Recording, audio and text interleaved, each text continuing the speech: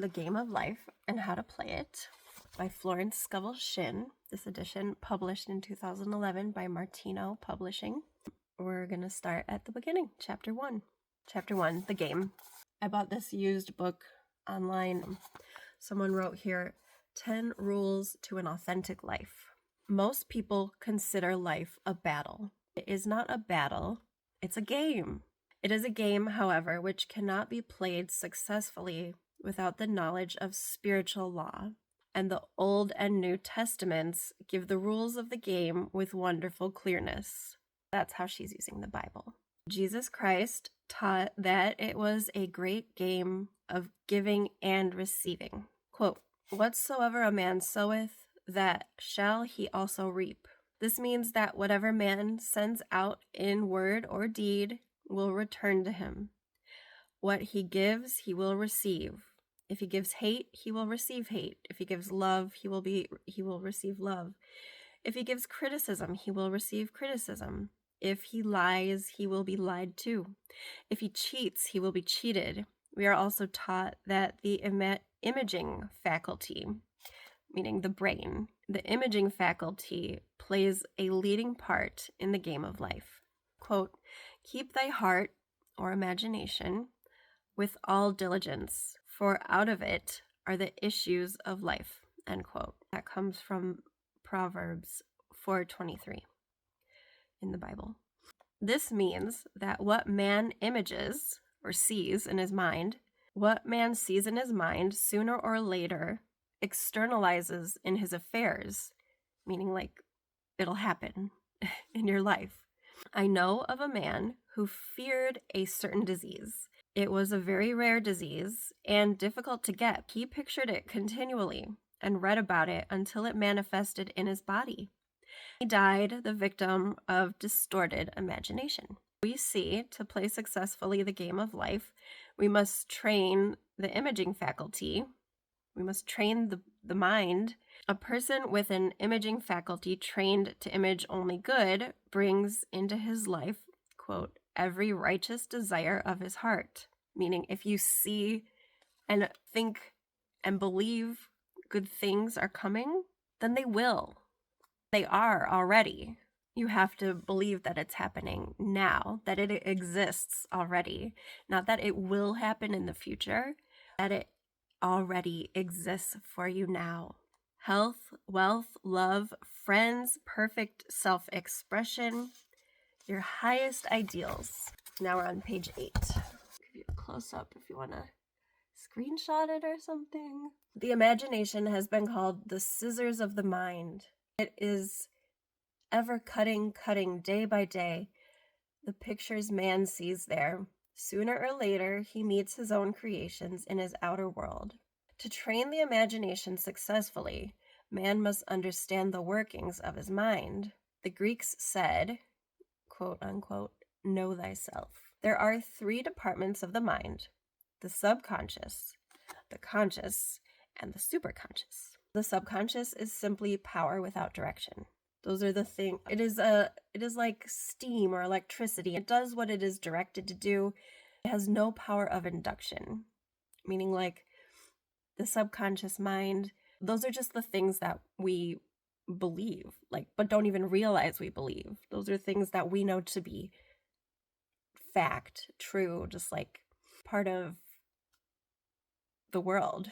Just whatever a man feels deeply or images clearly is impressed upon the subconscious mind and carried out in minutest detail. Let's see. Whatever a man feels deeply or images clearly is impressed upon the subconscious mind and carried out in the minutest detail. For example, a woman I know, when a child, always made believe she was a widow. She dressed up in black clothes and wore a long black veil. People thought she was very clever and amusing. She grew up and married a man with whom she was deeply in love. In a short time, he died. She wore black and a sweeping veil for many years. The picture of herself as a widow was impressed upon the subconscious mind, and in due time worked itself out regardless of the havoc created. Essentially, if you act like something is true, it will be. The conscious mind has been called mortal or carnal mind. It is the human mind and sees life as it appears to be. It sees death, disaster, sickness, poverty, and limitation of every kind. It impresses the subconscious mind. The conscious mind is the one, when we think of our mind working, that's the conscious mind, the one that you interact with and use every day, that you know you're using. Right now I'm talking and thinking, that's my conscious mind. Let's see. The superconscious mind is the God mind. Within each man, it is the realm of perfect ideas. In it is the perfect pattern spoken of by Plato, the divine design, for there is a divine design for each person. There is a place that you are to fill, no one else can fill, something you are to do which no one else can do. This is a perfect picture of this. There is a perfect picture of this in the superconscious mind. It usually flashes across the conscious mind as an unattainable ideal, something too good to be true. In reality, it is man's true destiny, or destination, flashed to him from the infinite intelligence, that's with capital I's, infinite intelligence, which is within himself. Let's break that down. The superconscious mind, you could call your intuition, your gut instinct. That's the thing a lot of us, I know definitely me, have trouble finding or hearing. That's your higher power, whatever that is. You don't have to believe in God. All you have to do is be able to be quiet for long enough and practice enough, actually, because it's a skill to connect with your superconscious mind. Usually it's attained through meditation, or just not thinking with your conscious mind.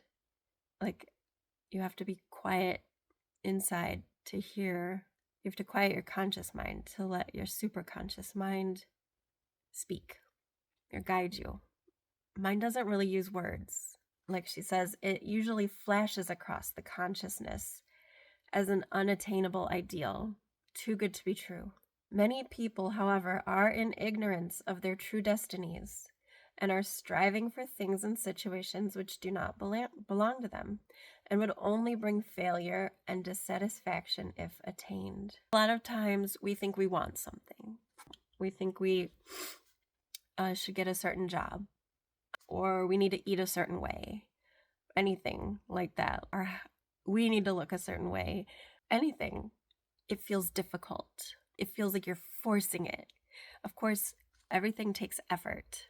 I'm not saying don't use effort. I'm saying, like, as if you feel like you're pushing into a wall or you're dragging yourself, this would be a sign that you are, this would be a sign that you're striving for things and situations which do not belong to you and would only bring failure and dissatisfaction if attained. We're on page 9 now. That's what this one looks like. Clear image there. Here it is. For example, a woman came to me and asked me to speak the word that she would marry a certain man with whom she was very much in love. She called him AB. I replied that this would be a violation of spiritual law, that I would speak the word for the right man, the divine selection, the man who belonged to her by divine right. I added, if AB is the right man, you can't lose him. If he isn't, you will receive his equivalent. I really like this concept. The idea that we want something, we're so set on it, we're holding it, like we're holding on to that this is the right thing for me. I need this. I can't feel peace, or I will feel peace when I attain it.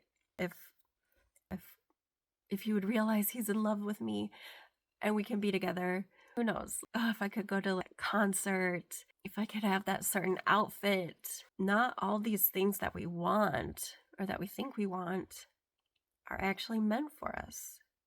Whatever is meant for you will find you with ease, as long as you're not forcing and striving for things and situations which do not belong to you.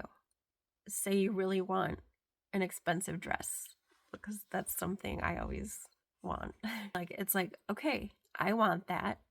If it's meant for me, it will come with ease. So if AB is the right man, you can't lose him. If he isn't, you'll receive his equivalent. Something better will come with ease. She saw AB frequently, but no headway was made in their friendship. One evening, she called and said, "For the last week, AB hasn't seemed so wonderful to me." I replied, "Maybe he's not the divine selection. Another man may be the right one." Soon after that, she met another man who fell in love with her at once, who said she was his ideal. In fact, he would say all the things to her that she had always wished AB would say to her. She remarked it was quite uncanny. She soon returned his love and lost all interest in AB. This shows the law of substitution. This is one of the main ideas right here. The law of substitution.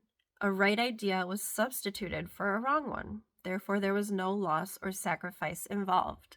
That means basically, like, if you want something and you're holding on to this idea that you need to have it, just know that if it's meant for you, it'll come easily. If that's not the right thing for you, it won't hurt if you don't get it, because you'll get something even better.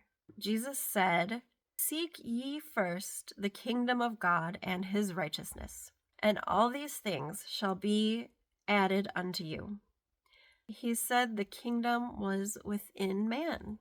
We don't usually think of the Bible text saying things like that. The kingdom is within you.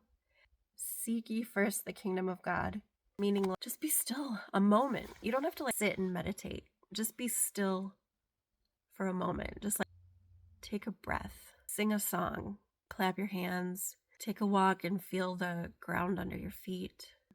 Take in the sunset or sunrise. Look at something beautiful, trees, listen to the wind.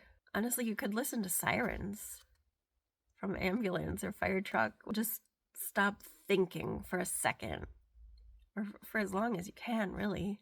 The longer the better. Just a second. Just pause, just stop thinking, just let yourself breathe and feel the stillness envelop you.